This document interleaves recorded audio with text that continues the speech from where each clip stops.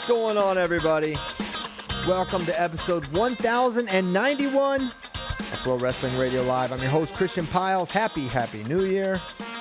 Today I'm joined to my right, Andrew Spey. To the left, Tyler Meisinger. And calling in online, nobody at all. It's just us three. I thought you were going to surprise me. What if I did? Yeah, it's Cam Coy. He's here to settle the score with Tyler and decide who really would have wrestled Alex Marinelli in round one of the 165-pound bracket. Mm-hmm.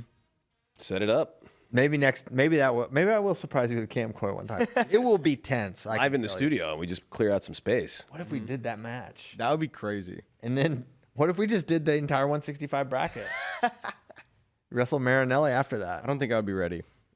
Give me some heads up, please. Okay, I'll give you some heads up. Then we got to just do the whole tournament. I'm gonna just wait till everybody graduates, or would have graduated. Yeah, we wrestle, and then the 10-year reunion of the 2020 NCAAs. Everyone gets injured. It's like there's like three finalists that are like finals that are no contest. We just rent out a whole arena. Yeah, a lot of good ideas coming into the new year. A lot to get into. Results of the Midlands, results of Soldier Salute. We're going to talk about the Southern Scuffle, which is coming up this weekend, as well as a couple really good duels, including UNI versus Nebraska. That duel is looking really awesome. And, of course, we'll have some questions along the way. But let's start. I say we start with the Soldier Salute. That was definitely the discussion, focal point of the week for the wrestling community. Spey, anything stand out to you in particular? There's a lot of different storylines coming out of the salute. Yeah, I think it was all about Iowa. It was in Iowa. Iowa ran away with it, but there was a lot of interesting battles within the team, and then the rest of the field, and then UNI, another Iowa team, coming in second. So very Iowa centric. Super Iowa centric. A lot of the focus was on 184. Angelo Ferrari, Gabe Arnold. They make it to the finals, and then there's no match. It's a forfeit to Ferrari, and then Coach Brands said it was basically the decision to not wrestle was private, and that's basically what we know right now. And out of the salute, where is there a lean for Iowa at 84? I don't necessarily believe that there is. I don't know. I mean, I would, if I still deep down in my heart, mind, whatever it is, like, believe that just the synergy is just too good with Wrestling Gabe this year, and it still just makes the most sense. He's got, he redshirted last year, and he's there this year, and Angelo can redshirt, and Iowa, and this is me being a pundit, just making my opinion, but Iowa's not in the title contending conversation right now. So does Angelo put you over the line to win a title this year? I don't think so. Even if he is better, which we don't know. Right now, Angelo's best win is Evan Bachman. And we've seen Gabe beat some good guys. He's beaten a Whitlake. He's beaten Feldkamp from Iowa State. So he's had some good wins in his career. So I don't know. It's still sort of unclear who's better. And as long as it's unclear, I think you still go with Gabe unless there's something else going on, at which point, yeah, maybe you do go Ferrari. And another thing that's kind of in the background is like, what does Angelo actually want? Is he someone that's like, because it's interesting with, these big recruits coming out of high school. Some of them are like adamant that they want to go right away. And some are very adamant, like, no, I want a red shirt. And, I don't know where Angelo falls on that. I feel certain he would go if called, but I don't know if he's like, is he chomping at the bit being like, let me at him, or is he cool with whatever? I was at the Iowa State duel, and Angelo was one of the only guys in the press conference after, and they asked him, they're like, do you want to wrestle this year? Like, or people are actually kind of pushing him, because it was like one of the only questions in that press conference where they actually pushed. They're like, do you want to wrestle this year? Yeah. And he was just like, whatever Coach Tom Brands wants me to do. Yeah, which is the right thing to say. Do you think that the way it's a lot easier to get medical red shirts now, so it's almost like that's always a possibility with wrestlers? Does that, like, it kind of increases the options for a coach and makes it more likely that it's, hey, we're going to play things a little close to the vest and wait and see if anybody's even a little dinged up, you can get another year out of them. That is possible too. I don't know if that's what's happening with Gabe. I don't think that it is, but Right. that is a factor. And you know what is not? I'm not as clear on the rule here. Like how far you have to go into the season, or you need to go in the season to be able to get that medical. It would feel like this is close to the limit for when you can compete. My understanding was like there was a percentage of like if you participate in X percentage of the events of your season, then you will not be able to get a medical red shirt. But then just like everything else, they kind of just like don't enforce, or, it's not, it was challenged or whatever, another sport. And now it's just like, if you don't complete the whole year, and for wrestling, it's like, if you don't wrestle in the postseason, then it's a possibility. You can always petition. And it's not like anybody's really being strict about stuff. I feel like, I don't know. Yeah. Is the forfeit rule? You know how if you forfeit your first match, it counts as a loss. Does that count for Gabe in this instance? No, because teammate matches don't count at all because of the last chance open with Coach Dresser. So yeah, I don't. That should not go against Gabe's record in any way. So yeah, definitely a situation to monitor. And Coach Brands was, in addition to saying, "Hey, it's private," he also talking about like we don't have to decide now about Angelo. We can. That can be kicked down to a later time. Same with Nelson and Patrick Kennedy. Patrick wins. Nelson's not there. He said we got two good options, and we don't have to decide right now, so we won't. We're not going to pick a starter. And Kennedy had a good little soundbite talking about, he really went there with you could call it the elephant in the room or whatever. Just like, hey, you're trying to start against the kin of, your coaches, and he sort of got out in front of that, basically, hey, that's not a factor here. That's not what's going on. He's like, doesn't matter, which I thought was pretty cool of him, big of him, because I think a lot of people would be, paranoid or nervous in that situation. But Kennedy's been there a while, and he separately, he looks really good. He's wrestling really well. Yeah, a lot of energy late in those matches and finishing matches, full speed. And he mentioned that was a good soundbite. I think you posted it or clipped it out or reposted it. But it's that championship mindset that all these guys, when it's like, oh, there's roster battles, what do they do? And they, the idea is they want to be national champs. So it's like if I can't beat the guy in the room, he's just another obstacle in my path to get to the national championship. So they don't even look at it like a roster battle. It's just we're both trying to be national champs, and they got to beat everybody. Yeah, it's a different. Yeah, I think it really is. I think championship mindset is definitely good words, because I think for us, maybe not Tyler because he's actually a good athlete, but like, we just look at it from a fan perspective and like, oh wow, you're in this tough battle. You may not be on the team, but they do really look at it differently. Wrestlers are wired differently, especially at the elite levels. Yeah, it's easy to look, to be the sideline, the GM, the fantasy football style when you want to construct your roster and say, all right, well, this guy's going to take a year and that guy's going to go there. And what we're not, what you don't see, we don't see is, well, in the room, the attitudes of the wrestlers are going to be their own. They're going to help dictate other things too. And if guys want to go, then they're not thinking like, okay, well, this is better for the composition of the team or this year and that year. You don't have to put it together like a jigsaw. Maybe you just want to go.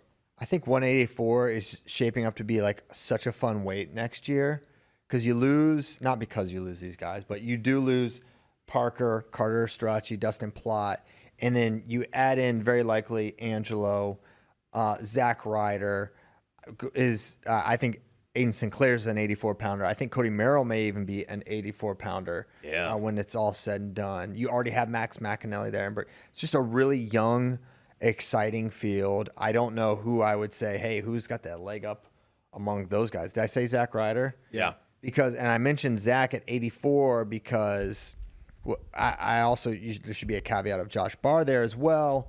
But given the success he's having at 97, maybe he stays there. Ryder started the year at 74, right? Or am I right about that? I'll look it I think up. I might be wrong about that. I think he was at 84 at Black Knight now that I think about it. Because he and Strachey didn't wrestle in the finals, but they were in the finals together. Yeah, that was one of the... He was at 84, yeah. Okay, so he's been at 84. But it feels like so it seems like he's going to be at 84 next year as well. Where when he was brought in, it's like, is he a 74 or an 84? Well, they've got Levi there. Yeah. He's got another year after this. So Ryder 84. I think he's going to be absolutely in the mix with these other guys. So 184 going to be a really fun weight class, which kind of brings me to 197 at the Salute, where Stephen Buchanan was a winner over Aiden Sinclair in the finals, but he was absolutely pushed by Cody Merrill in that semifinal match, where Cody, I thought, really showed a lot in terms of hand fighting, positioning. He was really controlling center well. He wasn't able to generate much offense against Steven. Steven had a good leg attack, wasn't able to finish, but it was an escape and a riding time point for Buchanan, who beats Merrill 2-0, but he has dominated kind of everyone this year. He's had a lot of, even against like Trey Munoz, he scored a lot of points, even though it was a little more back and forth. So for Merrill to hold him to a 2-0 type of win where he had to ride out there, I was really impressed. And then Merrill followed it up with a win over Isaiah Salazar. Really tough, gritty match for third place. And then Sinclair also beat Isaiah Salazar. Yeah. Really exciting match as well. So Salazar, who, we've talked about on the show, really tough guy, falls to two really, really tough freshmen who both could be at 80. And you watch those matches, they both look small. I mean, Buchanan versus Sinclair and Merrill versus Buchanan, they look definitely a weight class different. Even against Salazar, they look small. And Salazar was an 84 last year. So very impressed by those freshmen. And even Coach Brands, he gave those guys credit. He's like, they are very young and talented. So definitely they turned heads for me, and we're a exciting storyline out of the Salute as well. The only wrestler Buchanan has not bonus this year was Trey Munoz. Okay. 9-5. So there you go. And Cody Merrill. Well, that's Cody Merrill, the only other one besides Cody Merrill. Looking at like Buchanan's wins, he majored Christian Carroll 10-0. That's a guy I thought would be kind of like in that tier with like those the Cody Merrills and the Aiden Sinclairs. You know what I mean? Yeah. It doesn't seem that's the case right now. Yeah. 197 was definitely, I thought, the most interesting weight class where you like learn the most, where you had these young guys, what level they are, and then you have a Buchanan and Salazar, two All-American guys. Buchanan looks like he separated himself, but then you learned an awful lot. I mean, I'm going to have to mention those losses again. I'm sure Salazar is not happy about those results, but it shows that that's where those freshmen are. You're always looking for those kind of matches to gauge where newcomers to a weight class and freshmen are, and I think we learned a lot. I really hope as the season progresses and Rocky Elam doesn't return, the temptation for Missouri to use Aiden Sinclair may be there. I hope they don't use him. I think he is just I feel like he's improving before our eyes really fast. I really like Aiden. I want to see him get 4 cracks at 84, which I think is a weight he's best suited for. So hopefully Missouri, this is just my opinion on the matter, but hopefully they keep him in red shirt, because I think it'd be a mistake for him to wrestle right away. And I think there's a lot of guys that should wrestle right away. But I think for Aiden, a year would be really big for him, as well as being at the right weight class. And I don't know if we're going to see Rocky return. I really don't. I don't know. Yeah, that's a weirder situation than I think people realize. That's definitely a big question mark, something that did not get answered at the tournament at 197. Yes. Yeah, Missouri doesn't go to the Salute. Okay, so what else happened at the Salute? Great match at 41 with Coderhant and Vombauer. Josh Coderhant is a beast. He does this thing where, you don't really see this as a way to clear a leg attack, but twice Vombauer got in on a single leg, and basically, correct me if I'm wrong here, Tyler, but Coderhant gets like a chest wrap and just literally just like kind of picks him up and slams him right back down on the mat, and then drives his leg back. He did it early in the match, and he did it late in the match. It's funny because you can hear Kolat yelling, "Pick him up! Pick him up!" So like it's clearly something they've drilled too. Yeah, and he would just kind of whiplash him. Yeah, it's very it's kind of crazy the strength it requires, or out of the feel, whatever it is. Like Vombauer's feet were like way up in the air. It's not like a little lift. He like picks him up like he's gonna take him through, and then just kind of slams him down. Yeah, it's kind of awesome. So he looks really good. I think he could definitely place for Navy. Parco over Lachlan.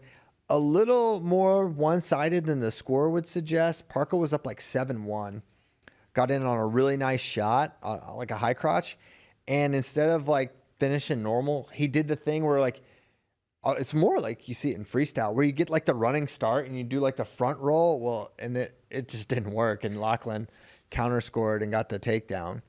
So it was kind of silly, but whatever.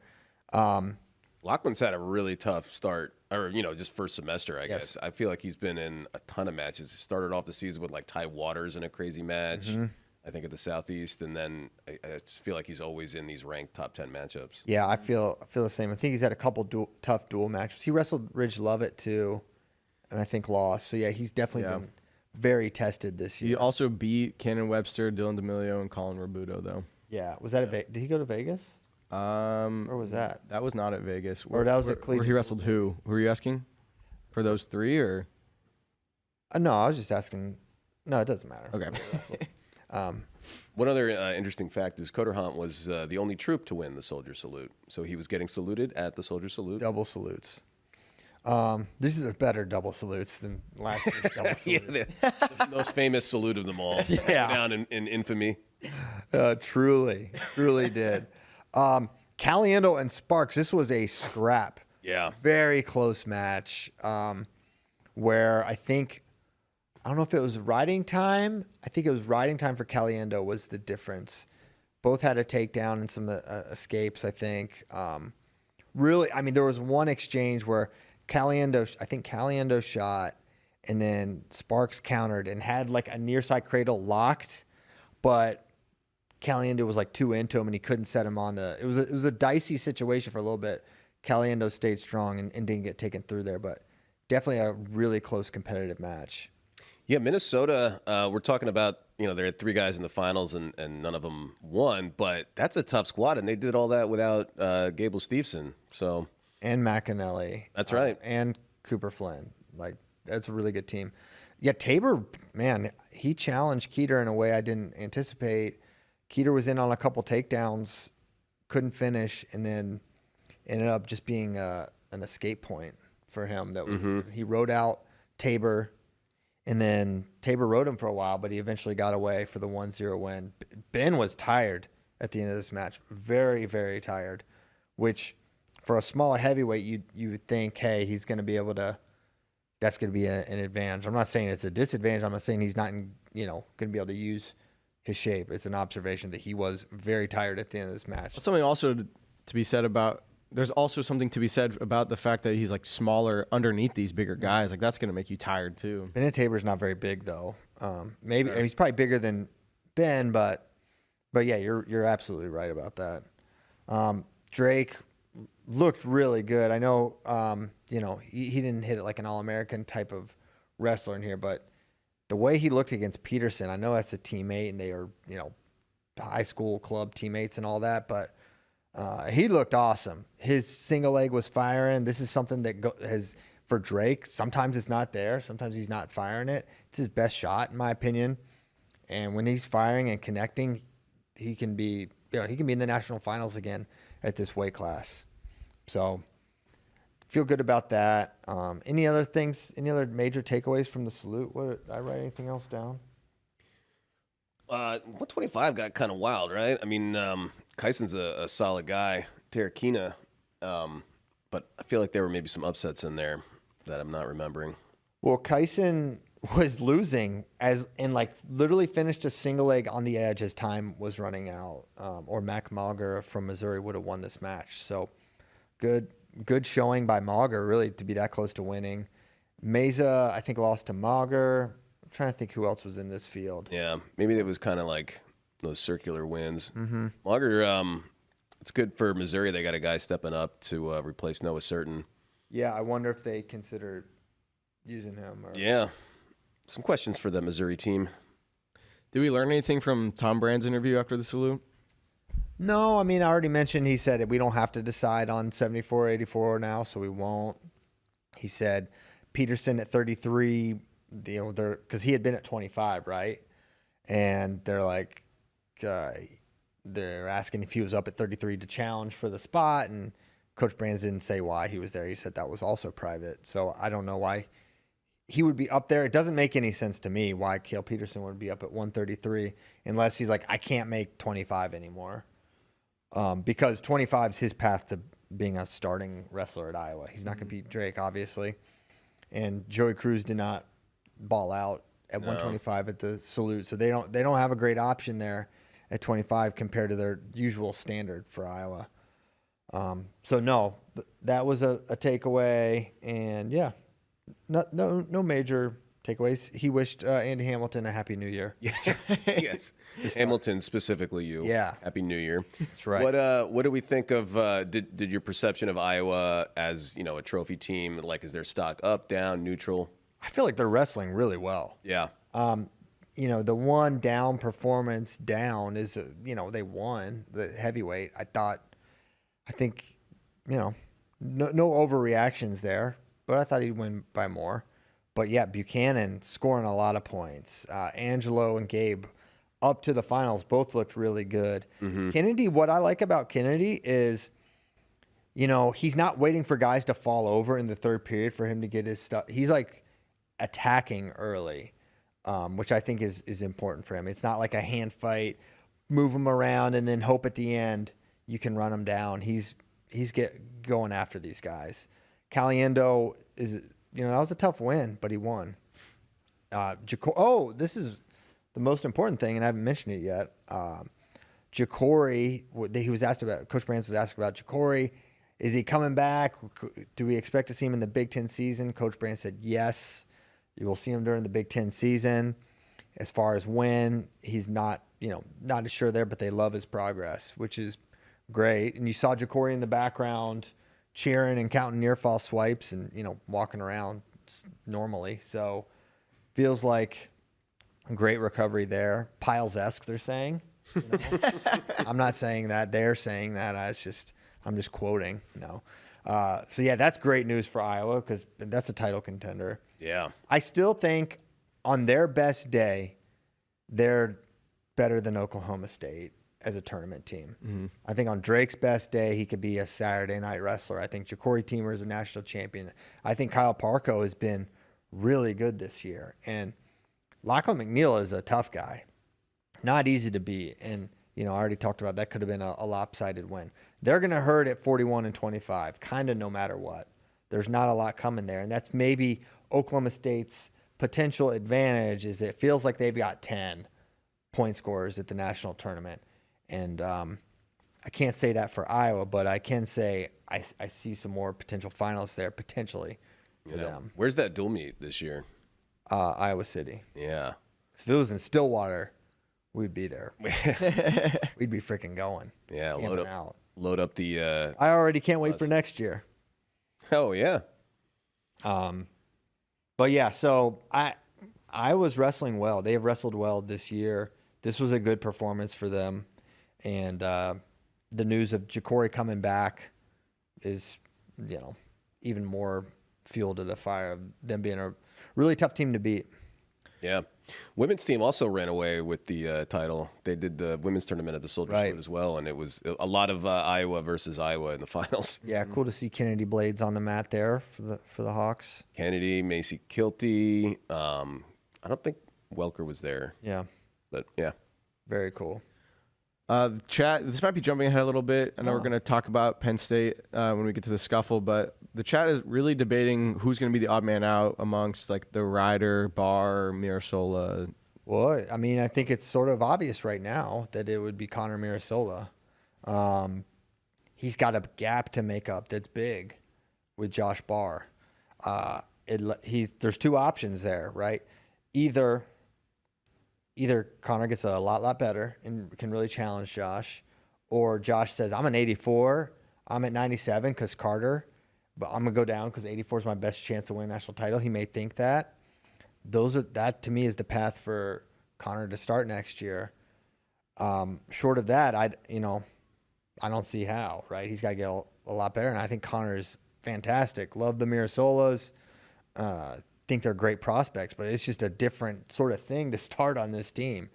And so, yeah, Ryder he was someone that you know, as all these recruits come in, we're always playing this game of, okay, you look at the chessboard, who's going to be the odd man out? And a couple of years ago or a year or two ago, I would have said, I think Ryder's probably one of those guys that's an odd man out here.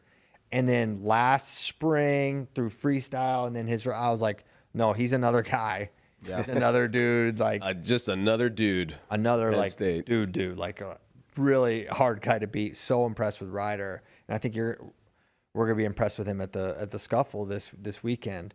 So it's going to be a big challenge for Connor. So if I had to place a wager, I would sadly have to say Connor Mirasola. If that is how it shakes out and Ryder's at 84, Josh is at 97, your twin brother is trying to be the heavyweight. Do you move up and you try to knock out your twin brother? Oh my gosh. For the heavyweight spot? It's getting ugly. Maybe. Penn State's got good success. The guys going up weight classes. It seems like that's like almost their thing now. Yeah, I don't know. I feel like Connor would. I mean, this is so hypothetical, but I feel like Connor would stay at 97 and just try to get on the team there and see what happens. That would be my thought, but we don't know. So yeah. Sorry to jump ahead a little bit. No, I like that. Let's bounce around. There's no rules. All right. No rules, just right. Yeah. Say whatever the hell we want. Oh my gosh. It's not past 10 p.m. yet. Yeah, it's not past 10 a.m. Lunatic. All right, little Midlands. Not as much to discuss from the Midlands championships. Stanford won. They have a really good team, and you know maybe their best wrestler, Dino Cardenas, was for some reason wrestling at the Soldier Salute. Also winning that. He also won that. I still don't understand why that happened, but it did. But Lorenzo Norman, you know, we debated like, hey, is Nick Contreras going to be one of these guys that, you know, is undefeated going into the series? Well, Norman took care of that and won pretty dominantly over Contreras, who is really Contreras is super good, but Lorenzo Norman, he's a guy for sure. Mm-hmm. He's continued to really be impressive this year. The match of the tournament was Tyler Knox versus Dylan Shaver. This match was crazy, start to finish. They were in so many scrambles where scoring looked imminent and either someone else scored or no score. Knox is really freaking impressive and crafty. Like, I think if you like Shaver's skill and athleticism, it really stands out. But Knox just found a way, and we'll skip to the end, and maybe we can circle back on some other exchanges. But there's 25 seconds to go, and it's 4-3. Well, it's 3-3 on the scoreboard, but Shaver has over a minute of riding time. 25 to go. Whistle restart in the center, and I'm telling you, I watched it 10 times. Knox just timed it absolutely perfectly, and Shaver was not ready. Yeah, we went frame by frame because I was when I first saw it again for the first time or resaw it, it was like, oh, he jumped the gun. I said, hey, jump the gun, and then you're like, no, watch, boop, boop, boop, and perfect time. It's whistle. Tyler shoots in on a low ankle. I mean, Shaver didn't even really have. He had like 1 foot off the mat, and his left foot was down. Knox fired a shot. Scramble, scramble, scramble. Ends up finishing and getting near fall in the finish as Shaver kind of went desperation to avoid the takedown. And so a match that Shaver really could have won by Tyler Knox, who I think is just a super good competitor. He's weird in some of these scrambles where there was one where, this is the final here. We could pull it in if you want. This is the off the whistle. Yeah, we could pull this in ever if you want. So it's not just us seeing. Oh, okay. Maybe not. Never mind. Okay. Bad idea. So, but there was another exchange where Shaver looked like he has to score this, and Knox finds a way to just hang on the leg. Oh, we got it. Look at us. This is the timing the whistle. Boom. And Shaver just not ready, and this was, once you scoop that ankle, it's a really tough finish to avoid. And Shaver still almost. If he could have got that. If he could have got that right foot on the mat, he might have been able to, but. Yeah. I mean, I thought like right off the whistle, cleared that leg, but then he threw the other leg over and then did the reach back for like the lat. Yeah. Like all those little moves are crazy impressive. Yeah. So really nice win for Knox, who was super pumped after this one. But yeah, great win. He's tough. People see 10-3 and not realize what an insane match that actually was. Dude, there were so many. What was that? It was late in the third period where Knox like barely touches Shawver's leg, and Shawver gets his hips all the way on top of Knox, and it looks like he's about to just completely crumble him. But somehow Knox makes it out, and it ends up in this crazy scramble that probably lasts 45 seconds. Yeah. It was awesome. The team race doesn't really affect much else, but like that match too, Rutgers and Stanford were neck and neck like every round. And Peterson wins at 125. Your next match is Stanford versus Rutgers. I think Rutgers still had a chance to pull out a win. And then some other things had to go their way. But Yeah, they had Oliveri in the finals. He lost to Composto. Cartagena, they actually had a kind of a tough finals. I think they lost Slavakovsky got upset before, and they had Saldano and Cartagena Walsh at 84. And I think they both lost to the same guy. So still tough question about, I mean, Cartagena Walsh had the better showing, I think. But I don't know. Saldano also gets you potential pin points because he's got like 11 pins this year. So Yeah, he is a pinner for sure. So yeah, that was Midlands. I don't think any other major happenings. Tyler Lillard, Josh Heinzelman, Michigan man, champion. a Michigan man, a champion. that was his first time in a Michigan singlet, right? He wrestled unattached before, and now he's second. Kind of a different aura about him, yes. Oh yeah. Oh yeah. I never really, was that big of a fan, but then all this year, I think it's just got something different. I Yeah. don't know. Just something different. That's right. Cool. Where to next? Scuffleonians. Ooh. You're a Scuffleonian? Every day I'm scuffling. He was ready. Just had that was good. chambered. Yeah. You and John Kozak going to be a Scuffleonians. That's right. together? We leave tomorrow, I believe. You're going to love it. I'm going to like the way I look. I guarantee in it. Chattanooga. Yeah, Chattanooga, amazing city. We And- can't send Bray there anymore. Nope. Statute of limitations for streaking in Chattanooga. Streaking. By definition, he was literally on the street. He had to do a lap out the garage and everything. Yeah. I love the idea of people who are not familiar with that story hearing this episode and just wondering what's going on. Yeah. Just Don't ask explain David. it. Ask Yeah. David. He's, He'll be he telling that story for the rest of his life. owns his past. Okay. We had him retell it on FRL 1000 too. Yeah, you kind of have to. Yeah. It's a legendary story. Okay. Scuffle, what's going to be happening there? Well, Penn State sent in a couple pretty tough red shirts and guys that are more depth guys. We're going to see Zach Ryder there at 84. And that's a tough field with TJ Stewart, Sam Fisher, Gavin Kane are all there. D'Anthony Parker from Oklahoma.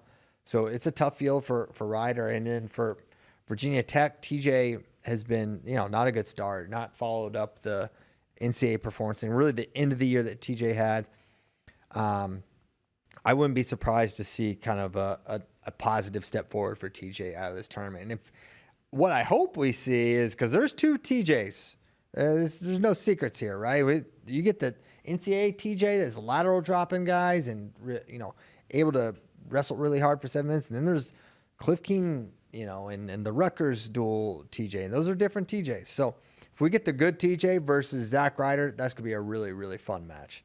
So I hope we see that. What is there anything to make you think that we would see the good TJ? They sat him out. They didn't bring him to. I don't even think they brought him to Oklahoma. I think they're just getting him right. I'm very conservative. I'm not. I don't know. We haven't really seen good TJ this year yet at all. I know, but it's now a new year. New year, new me. Wow, that's a really good point. You didn't even think about that. What if his New Year's resolution was to be awesome again? Yeah. I don't know. It's a good call. A lot of egg on your face, not thinking, looking levels deeper. Wow. So yeah, I don't know. I have no inside info. I don't have any info on this, but he's got. It sounded like there's nothing going on. It's not like he's An injured. injury or It's something. the weight. It's no. Yeah. So Well, it's there. I mean, we've all seen him. That's what makes me like more conservative, even. Yeah, If it is mental, then that makes me think like, well, what something has to change, but what? Tyler thinks people can't change. He thinks, I'm concerned that he thinks people can't change. Yeah, I think we'll see it. Well, we'll see. That's what makes the scuffle fun. We'll find out. Yeah, there's they're peppering in with Virginia Tech and Penn State. They're not bringing their full squads or most of their starters even, but it definitely adds some intrigue. And then you have a bunch of other really solid teams bringing their full starters and like I'm not going to remember most off the top of my head, even though I was just looking at the entry list. But Little Rock is bringing some Oklahoma. guys. Army has like 8 ranked guys. Not a lot of top 5, top 10 guys, but I mean could advance pretty far in every weight class. To me, all of Army is ranked. They need their salutes. Yes, I would say we'll get to see the Mirasolas. That's an exciting thing. Kurt McHenry's going. For Virginia Tech, Sasso and Andy Smith at 197. 2 goats. That's gonna be a really that's a very live battle there. I don't have a lean. I don't know who it's gonna wind up being. Obviously, you typically lean towards a Virginian in these situations, but it's also a Sasso, so that could counterbalance it. But Sasso was wrestling really well before he got injured. I have a thought that just popped into my head. Hit it. If you're a team now, is it in your best interest to, because of the transfer portal, because of all this stuff, if a guy who's only has less years left goes ahead of a guy who has more years, you run a larger risk of losing more years if that guy transfers out. So is it in your best interest to put out the guy who has the most years and keep him the happiest? Depends on your culture. I think potentially that, all things being equal, that makes sense, right? But I don't think coaches look at it that way. Yeah. But pragmatically, it may make sense, but I just don't think that really factors in. Like, oh, this guy's got more. Not that I think that's going to happen in this situation or with Virginia Tech or anything. No, I don't. I definitely don't think that would happen. Yeah. You hear stories about like football and basketball, though. All these schools are hiring essentially a general manager role. And it's like you have to figure out, you work with your NIL collective, you got payroll, you got to figure out who's got eligibility, all that stuff. And it's like something besides what coaches traditionally do on the college level. You're not teaching, training, leveling guys up. You're literally just roster management. And I don't know. I think it'll always be a little bit different for wrestling because it's like an individual sport where guys are all just trying to be the champs. Mm-hmm. So it's a little bit different, even though obviously that element will exist. A little bit different than some of the rev sports, bigger sports. For sure. 33, I think, is pretty tough at the Scuffle with Nasir Bailey, and he'll definitely be challenged throughout. I think there's like 5 ranked guys at 33. So it's going to be a good one. Is it Saturday, Sunday? Yes. Saturday, Sunday. Yeah. You would know better than me, but it's going to be a good one. So make sure you're watching that. Also going down, or any other Scuffle parting thoughts before? No. Okay, we part. Go to UNI versus Nebraska. That's a really, really fun duel. Going down on Sunday. Live on Flow, I do believe. So you can check that out. And there's a lot of ranked versus ranked matchups, but the focus is 57. The rematch, the highly disputed Ryder Downey and Trell Taylor match. And we're going to get to see it again at UNI. I don't know how I lean on this. I don't want to I know I thought they actually got the call right in real time for Antrell, but I can definitely see how that result can get flipped. Yeah, it's a toss-up in my mind for sure. Like both those wrestlers, they both are entertaining as well. And, no matter how that last match, it gets ruled, whether it gets overturned or not, whether one guy gets his hand raised or the other, I think it's just one of those, marquee matches that you highlight and you get ready for. And, I can't call it one way or the other. I can't call it. There were no takedowns scored in that last match, so it's like, I don't know. Do you think he gets one on the feet this time? Do you think it's the mat again? Antrell should push for the takedown. Yeah. The mat is not going to generally favor him. Though he can get away, he did technically get away and get near fall, but Ryder's really good on the mat. He's really good in exchanges when you're on his legs. He's a dangerous wrestler. But some of the other ranked matches, Hardy versus Happel, that's happened a couple times, I think. I don't know if you can look that up. Mm-hmm. But we'll have Real Buto versus Ridge Lovett, Silas Allred versus Parker Keckheisen, McDaniel versus Volker, Sima versus Lenny Pinto. There's just a lot of really tough matches between two of the more chill coaching staffs in America. Yeah, which coach loses their voice first? Yeah, well, I think Manning just starts the tournament and the duels without his voice. Gets off the bus and is already hoarse. It's like Doc Rivers. That guy just doesn't even have a voice anymore. Cale Happel majored Brock Hardy. Oh wait, no, I'm looking at the wrong match. He beat him 15-13 last year, and then 11-8. Okay, So maybe circle that one. so they score points too. Exhaust the scoreboard, Shane Sparks says. Yeah, these guys, they listen. They take Shane very literally. So yeah, that's going to be a really good duel. Find out what time that starts for the folks at home. Yeah. So they can start planning their Sunday. Could come down to a Runyon Andrews heavyweight It could. final. Hopefully they draw. Yeah. That's not how we end. But you never know. Could be a fun one. But it's probably an afternoon one, like a 1 p.m. if I had to guess. Almost there. He's hacking the mainframe as we speak. Yeah. It looks like, well, oh, here we go. I'm looking. It's at 1 p.m. Central Time. Nailed it. Cool. So 1 Central going up against the NFL. Football season's been I like over our for chances. a while. I like our chances. I don't know why anybody would be watching any football, college or. Whoa. All right. Hold on. Giants fans. Wait. Okay. Michigan beat Alabama. Michigan started the year beating Alabama January 1st and ended the year beating Alabama December 31st. Whoa. Did you know this? I did. Great way to bookend 2024. It really did end well. Beating Ohio State, who looks awesome. And then Alabama, who was a big favorite there. SEC, kind of not great this year in at least bowl performances. People are Yeah, saying when you Big lose Ten. to Michigan's team this year, that's really a stain on your season. Wow. Who beat them? They lost to like They lost to like Indiana and like Illinois. Indiana was actually good this year. Yeah, true. They somehow made the playoffs. Yeah. College football is still all over my timeline. Never really cared much for I like it. college game. But The Texas game was totally insane. They should have won Yeah. easily, and then they should have definitely lost, and they somehow won. Sorry, you were talking. You're going to Talk about the Giants. the What- G-men, They lost. They should have lost. They've been tanking the entire time, and then they're like, you know what? Let's win one so that we just have a horrible draft pick. Yeah, so let's go from like the top 3 draft pick to like 10th or something. I don't know. I think they're at 4th, which is after all the good. There's 2 quarterbacks. Now they're not going to get any of them.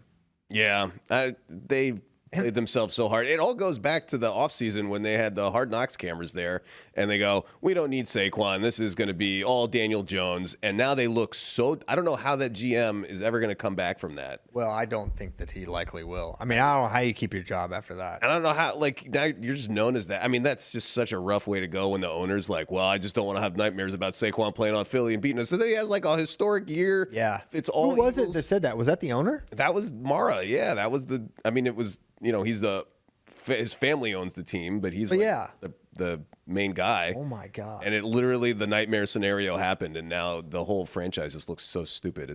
It's discouraging. I think it's just fine. Of course, a commie fan like you would be happy about that. Well, the Eagles are actually good, but anyways, we'll move on. Sorry, I diverted. Just some NFC East talk, a little chat. Yeah, well, NFC Beast, as we like to call it. It is the best division. It truly is. Okay, now I'm done. Just had to bring up how crappy the Giants were. Now we can move on. That was fun. All right, anything else happening? So, I'll say this, or I think Oregon State wrestles Ohio State, and there'll be a couple good duels there. But more interesting, we had an article, feature article about Ohio State with Coach Ryan talking about their lineup, and it still seemed crazy in flux with, Coach Ryan alluded to Sammy descending down to 57 to challenge. They're talking to like Cannon or Gallagher could be there at 57. So you got a 3-person race there potentially. We're going to see Hepner at 65. Rogoski's weighing in light at 97 and then is eventually going to go 84. And Shoemate's going to go up to 97. So they're going to flip. Feels like they're set at 25, 33, 41, 49. But those weights are nuts. Is Giog? Is any chance if he comes back, or is he I don't know. I didn't reading the article. It didn't. It wasn't brought up. I didn't see that was mentioned, and they're talking about Shoemate moving up, which Right. yeah. So that's a big bummer. Yeah. So It looked bad. How much talent is like in that room where it's one of those teams where they're just like filling gaps with other guys and moving around. It's always incredible as opposed to, you have your guys at the weight and then they just go. Right. Super curious what that means for Sasso. At 57, whoever Ohio State wrestles, they're going to be challenged with Styles there. 41's good with Singleton. Renteria versus Brendan McCrone will be fun. I think that's a tough matchup for Renteria with, you got these Cali guys, they're all neutral, and then you get Brendan McCrone from the top position. He's been having a real nice season. Oh, very good. He's super impressive. Yeah, he's an under the radar, not a huge recruit, but leveled up. Yeah, good for him. It is interesting that California has that reputation where they just like their feet. They just lean into it. Yeah, too. they really do. Bunch of surfers, There's some guys there. chill guys. Derek Moore, he's from California, right? I don't know. I'm pretty sure he is. He went to college in California. Anyways, he had a tech fall in the finals, basically all from top with legs in against an undefeated guy from Northwestern. Look up where Coach Moore's from. You know who that is, right? Yeah. Okay. I'm pretty sure he's originally from California. Anywho, that's an interesting duel. I think Cornell, Missouri's happening. There's not as many juicy head-up matches there. Both of those teams, I'm not implying anything, but like the last year or two, they've had dual meets where you don't see their full squad. Right. And a lot of that's just injuries and just meet management, load management. So sounds like an implication there. I am implying nothing. The fact that you had to say I'm not implying anything makes me think you were actually implying something. That was all part of my plan. I'm just saying there's been duels where you preview them and then you go, oh, well, none of those happened, but that's life. I cannot find where Derek Moore went to high school. Someone in the chat is yelling. Someone help Tyler up. He's never used a computer before. Well, I looked up his, it just talks about him wrestling in college. I can't find his high school bio. I bet. Oh, high school, Redding, Shasta, California. Boom. Oh, Wrestling. What did you do? Did you type it into Google and then press return? No, it was a different website. learning that he's bad at Google is something I would not expect. Look, man, you guys have had lots of years of navigating wrestling internet that I am still picking up. You know what I'm saying? where it's different skills. It took me a while to figure out how to navigate our website. Well, that's it. Yeah, everyone's there with you on that. That's a little different, but I mean, like, what tips are you learning? Like, ask a question into Google and then hit the return button? Where is wrestler Derek Moore from? Not familiar from all. Well, I tried Googling that. It didn't help at all. I had to include high school because you don't just, there's not just articles that talk about where he's from. So he's from California. He was really good on top. I looked up his roster information and it only talked about his college career. It didn't talk about his high school, which sometimes they do talk about high school. Sometimes. Sometimes. If you had to look up like where the nicest waves were breaking on the coast of California, you would have that instantly. San Clemente, California. Boom. Is that true? It's oftentimes true. Okay. The World Championships of Surf are held in Trestles, which is like right close. Where is the gnarliest waves right now? I don't know. You don't have a website you can pull up? He's more focused on, this is PAL season. Oh, yeah. You're carving up the POW.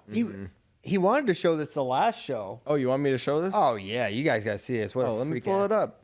Now, how many sports does that make for you? You're a surfer, you're a wrestler, you're a snowboarder.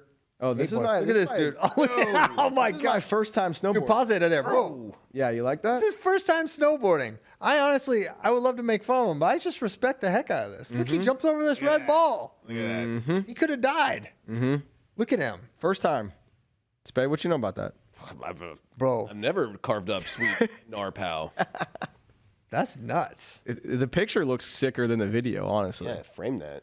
Bro, you actually look cool. Yeah, and skateboarding. So which is the gnarliest of those three? You've never looked that cool skateboarding. Hard to say. It's true, because I would never catch that much air in skating. I would be too scared. Really? Yeah, it's way easier to fall snowboarding. You can't do a kickflip either. That is not true, and you know it. What if you could only How do many one of you of those? hit now? Because like a year ago, you had never hit one. I haven't tried it in a while, but I probably hit like 25 kickflips in my life. Okay. Okay. Nice. Yeah. Wow. All right. That's talking NARPOW with Tyler Meissen. Tyler's gnarly extreme sports. Yeah. That's right. When are we starting an extreme sports vertical here at Flow? Wrestling's an extreme sport. That's when you true. Think about it. Yeah. Okay. Want to go to questions? Sure. All right. All right, first question. Hit it. From Wrestle Madness, he said, what is/was your favorite wrestling shoe? For nostalgia, I'll never forget my first pair of Brute John Smiths. Ooh. I'm not like a shoe person, but I really like, Rulons, but aggressors now. Those were nice. Yeah. I certainly don't keep up with the different styles. I had a pair of the Bruce Baumgartners that Asics had that you don't see much, but they were good. There was like an upper weight shoe. A lot of good tread on it, kind of like the aggressors. I got to say those John Smith Brute. I mean that's a good account. And I could see why you have nostalgia for those shoes, but to me those were really ugly. Like Brute, and I think we could say that because I don't think Brute really makes anything for wrestling anymore, right? We could say it even if they did. Even if they did, wanted to be. I don't think there's any laws against I it. try to be diplomatic, but those were not. To me, they were like, that just shows. There's like a time capsule for like a gross shoe that existed for a very short period of time. Can I plug a friend whose shoes I like now? Yeah. All right. This is my friend Stevan Micic just came out. Oh, with this give new me the Onez. These are sick. These are actually really cool. They look crazy to me. You don't like them? I'm not the target here, so, but not really. I'm a big fan of these new shoes. They look like basketball. Yeah. I think they look cool. They look like purple flames. What do the almost. comments say? I see. Let's see. What's Hell His yeah, sister fire, likes so it. dope. His sister really likes put an Well, I don't know. It looks like she's saying burn them. anime. Are these available yet? How much is this wrestling shoes? So It looks like she's saying these would be good shoes to wear in hell. Oh yeah. we need to get clarity from Stevan's sister. Mm-hmm. All right. all right. Next question is from Virginia's for FRL. He said, let's get some Chattanooga facts ahead of the scuffle from our favorite social studies teacher. So I got a Chattanooga map right here, Spay, if you want to tell me where to go. Yeah, I can't say I know too much about. There's like a lot of Civil War stuff that happened there. We went to this. What you know about this aquarium, Spay? I know nothing about the. Oh, it's really cool. Is it? Yeah, because we've well, I've never been, but but the kids and Katie all went, and she said it's a really awesome. Okay. I hiked up to it may be right there at the bend of the river. Raccoon Mountain biking trail? No. Oh, you didn't hike that? It's closer. Lookout Mountain right there. Oh, Lookout Mountain. Yeah, maybe it's that one. That's a famous. I know they got Yes. really good views, and you could see like 8 different states or something like that. I know Chattanooga invested really heavily into fiber optic internet, so they got really fast internet. Do you really know that? It's like a city thing. Look it up. Very interesting. Wow. That's great. That's great for their citizens. Yeah, and like so, the idea is they wanted to be like business friendly, and if you want to start a business, they're going to make sure that that they got fiber optic. Wow. That's great. Chattanooga's sweet. Yeah. But yeah, I think that lookout, there's like a bunch of like Civil War historical stuff, and like there's some stories about it. Okay. If you're a Civil War buff, how about me knowing a little social studies? Yeah, he kind of outshined you. Spence. Yeah, he kind of big dogged me. Yeah. I guess you're the teacher now. Have you I'm a been? student. Have you been in Chattanooga? I've gone to the Scuffle a few times. I haven't had a lot of time to explore. I do the have aquarium. relatives. My mom's cousins live in Chattanooga. Are you going to meet up with them? Shout out your mom's cousins. You're going to meet up with them while you're there? Probably will be working. Coward. so. He's scared. All right. Family. Next question is from Slink. Oh, dang. Slink's always asking questions. I appreciate that about him. Shout out Slink. He said, who's USA's most likely senior world champ next year? Amit Allure. And on the men's side, Spencer. Although, Man. maybe Aaron I was at 92. I was thinking about that because I think I saw that looking through Twitter, and I feel like it's a good time to get back on the Aaron Brooks bandwagon. I feel like he could like never lose again. Okay, that's crazy. But I will say this: when we were talking about wrestler of the year, I should have definitely said Aaron Brooks. 4-time Big Ten champ, 4-time NCAA champ, beats David Taylor to make the Olympic team, Olympic bronze medalist. From an American perspective, that's up there. Yeah. American wrestling. Yeah, Very true. everybody was all down on our freestyle performance just because like compared to very recent history, but like a medal is like a legendary career in the Olympics especially. So. Yeah, put me back on the bandwagon. So yeah, Spencer. I mean, I don't think Ray's going to be back, and even still, like, no one at 57 was close to Spencer, really, other than Zhao for whatever reason. Don't feel great about anyone going against Ono in America. Yeah. 65, no. 70, no. 74, probably not. 79, probably not. You know what's interesting about Ono, though? After he won it, he was like, next time will be much harder. Like, he was like, he almost was like, people are going to figure me out. Like, I know, and he knows that next time's going to be harder. Yeah, that dude's awesome. He's living it up in America. I love it. Oh, yeah. He is so cool. I was going to say, look, I don't want to get into is he going to wrestle or not? But Yeah. Gable Steveson, if he commits, is, I think, a lock. Well, you know how I feel about that subject. Yeah, I Zare. totally agree. No, you think that Zara is going to beat him? Oh, yeah, for sure. Yeah. No, I think, man. I do think that Aaron, if he wrestles 92, would be pretty. I mean, Aitmu like Khan is there, but Sajalayev has said, he has declared it. Yeah, he's going up to 97. Yeah. Which I kind of wish he stayed 92. Am I crazy or did Aitmu Khan just lose to someone? Yeah, to JILO. Yeah. So There you go. Feels like Aaron can Yeah. Can match win that the weight. accomplishments of Yeah. Jay. Join me on a bandwagon. Okay. Next question. Another question from Slink. He said, current active favorite wrestler to watch, any style, domestic or foreign. Oh no. I do love watching Ono. He's really fun. Sebastian Rivera, all his matches are really fun. Who else? Yeah, I said two. Obligatory Musakayev. Obligatory. You know, it's like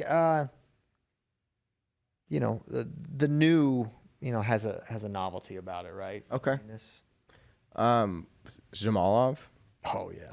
Yeah. Oh. I mean, Crazy. Y'all are this is nothing but haters on this show of Jamalov, except for me. But he is freaking. I'm not a hater. Y'all are haters. I just think that he lost. He lost a match. The first thing out of your freaking mouth, even here today, is about some Aliyev controversial match, and you ignore, willfully ignorant about everything else he did to everybody. No mention No, of the final. I'm not ignorant. No credence to the. I am not the ignorant. treacherous path. He almost an audacious path that they said this is what you have to do to win the Olympics, and then it gets a little weird with the Valiev thing, ignoring what he beat Salk, he beat Kadi, who he watched, Tech Dake, all of these wrestlers, someone else good, and then there's just no. I am not being willfully ignorant. What the argument last time was, you said, I don't know how you look at that bracket and assume that anyone could be better than him, and it's like, well, you could say that maybe Valiev was better than him.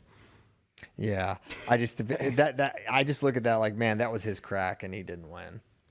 Yeah, but he kind of did win, though.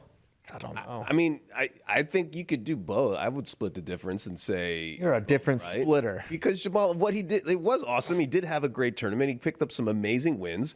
But I would also not say it's like a slam dunk if they wrestle Valiev again, because Sherman. I will say, even watching, Brother, it's no problem. I will say, even watching the match, I don't remember exactly how the match went, but I remember thinking like that Jamalov kind of blew some exchanges that like I didn't expect him to blow. And I remember thinking like, oh man, Jamalov is the better wrestler here, but he's going to lose this match. Yeah. And then Wrong. he should have lost, but he didn't. Who's to say what should have happened? On the women's side, Fujinami and Yui Sasaki, even though Sasaki had that crazy loss to Fogat.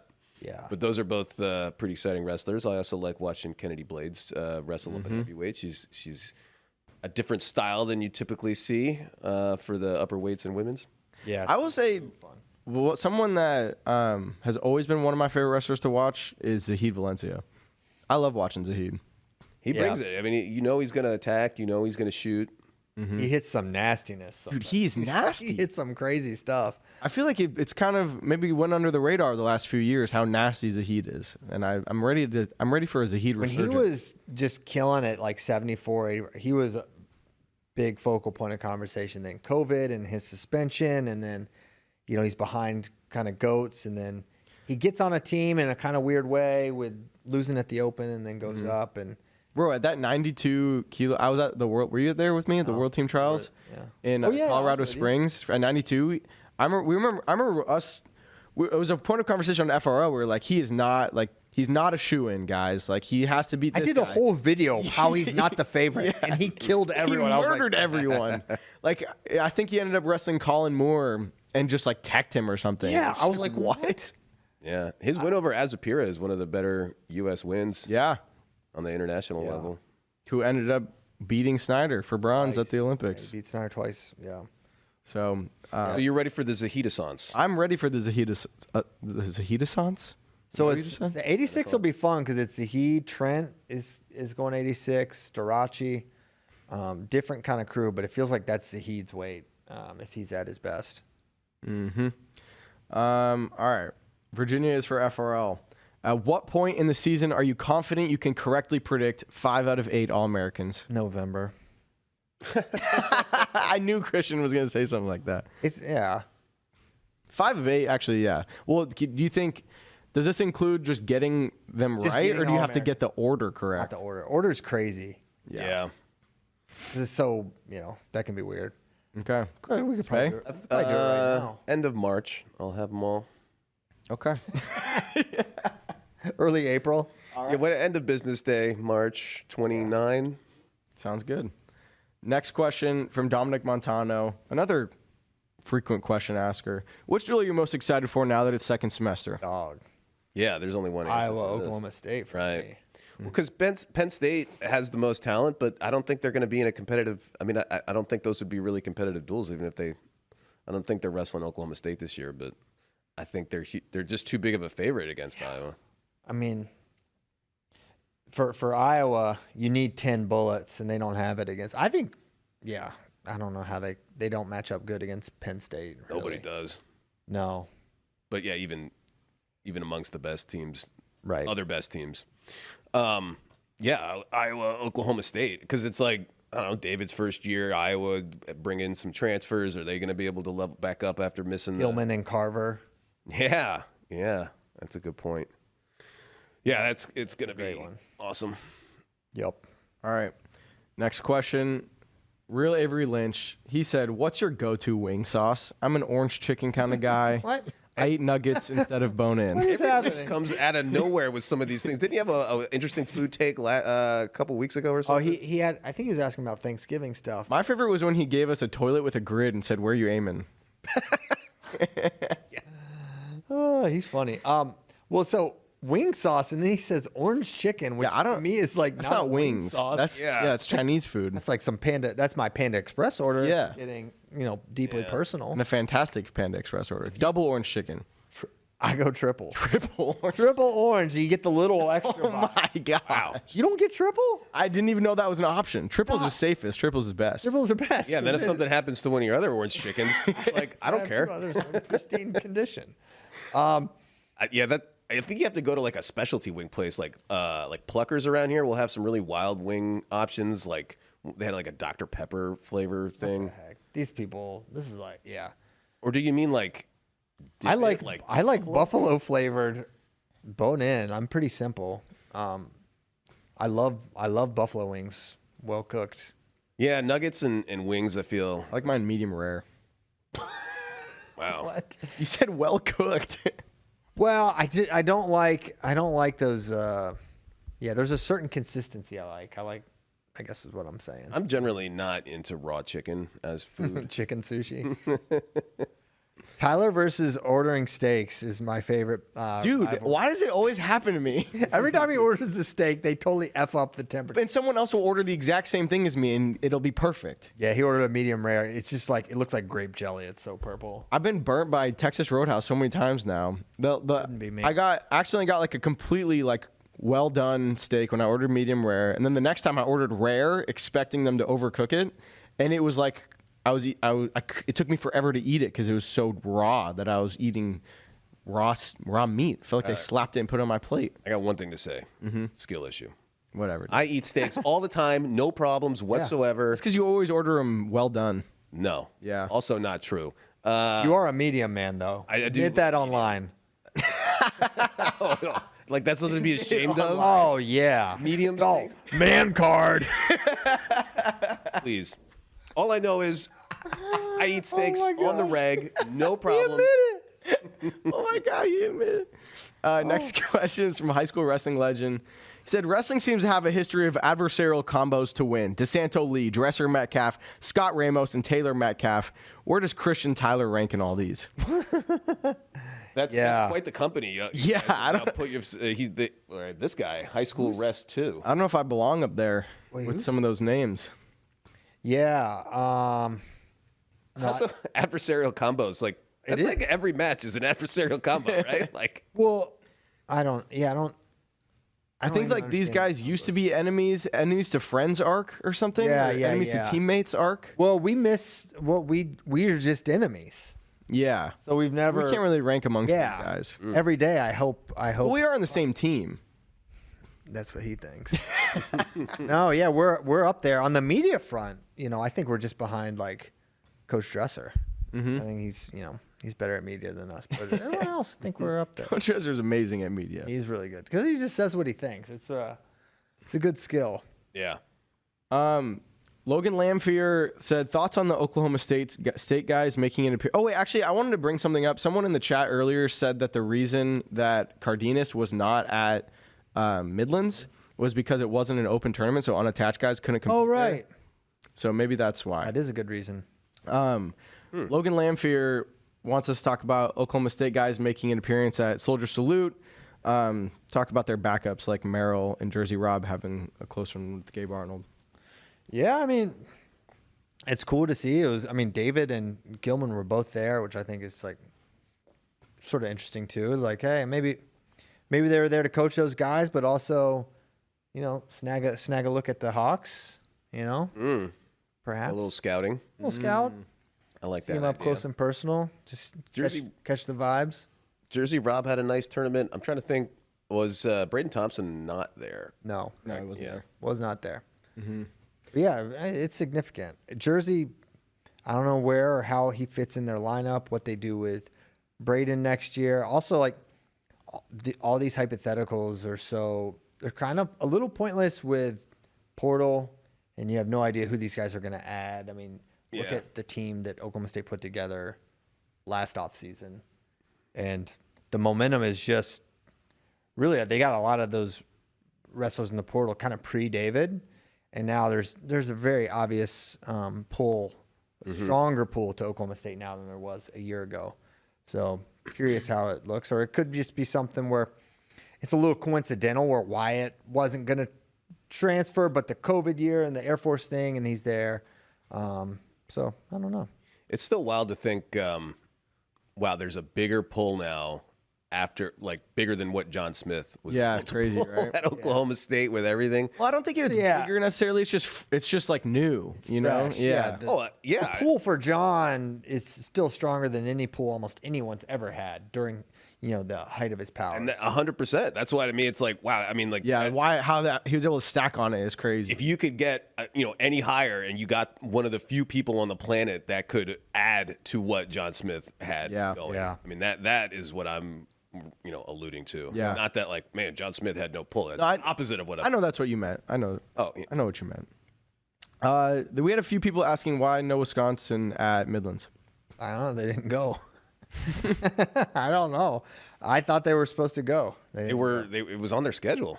Yeah, it was on their schedule, and then they took it off. Right. They scrubbed it.